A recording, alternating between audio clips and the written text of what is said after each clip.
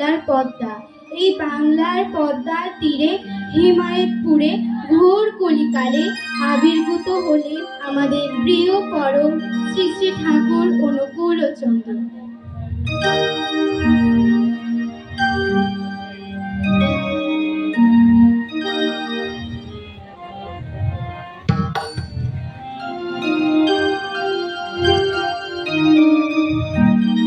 ওম জয় জয় গুরু অনুকূল, ওম জয় জয় গুরু অনুকূল।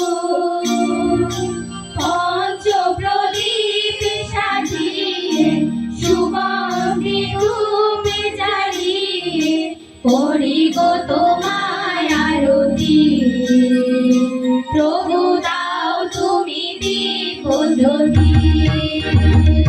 ওম জয় জয় গুরু অনুকূল, ওম জয় জয় গুরু অনুকূল। পঞ্চ প্রদীপ সাজিয়ে সুগন্ধি ধূপে জ্বালিয়ে করি গো তোমায় আরতি। প্রভু দাও তুমি দীপ জ্যোতি।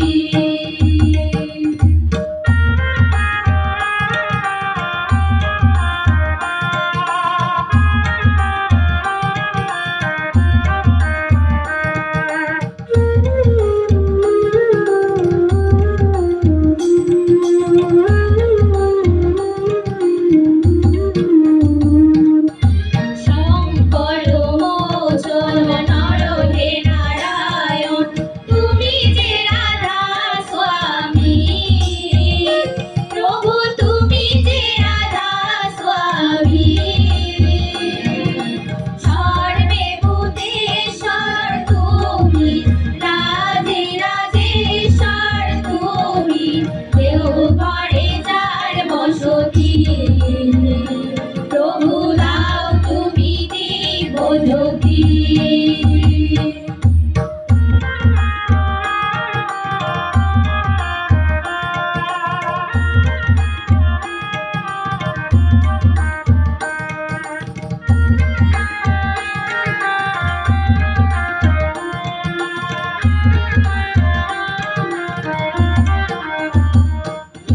ত্রিভুবন স্বামী অন্তর জামি তুমি যে পরম গতি।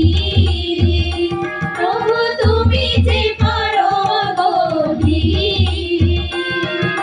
তুমি যে মুক্তি দাতা, তুমি যে ভাগ্য বিধাতা, সবারই দাও সুমতি।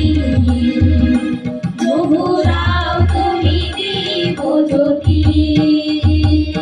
ওম জয় জয় গুরু অনুকূল, ওম জয় জয় গুরু অনুকূল।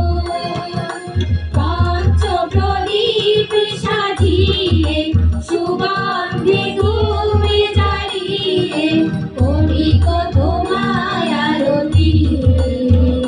প্রভু দাও তুমি দীপ জ্যোতি। প্রভু দাও তুমি দীপ জ্যোতি। প্রভু দাও তুমি দীপ জ্যোতি। পরম ভক্ত অনন্ত মহারাজ ভগবান দর্শনে ব্যাকুল হয়ে পড়েছেন। ভগবানকে পাওয়ার জন্য দিবারাত্রি গভীর সাধনায় নিমগ্ন হতেন তিনি। বেশ কিছুদিন পর অনন্ত মহারাজ স্থির করলেন, এই দেহে যখন ভগবানের দর্শনই পেলাম না, এই দেহ রেখে আর লাভ কি? আজকে আমি ফাঁসির রশিতে ঝুলবো। যেই চিন্তা সেই কাজ। গভীর নিশুতি রাত, চারিদিকে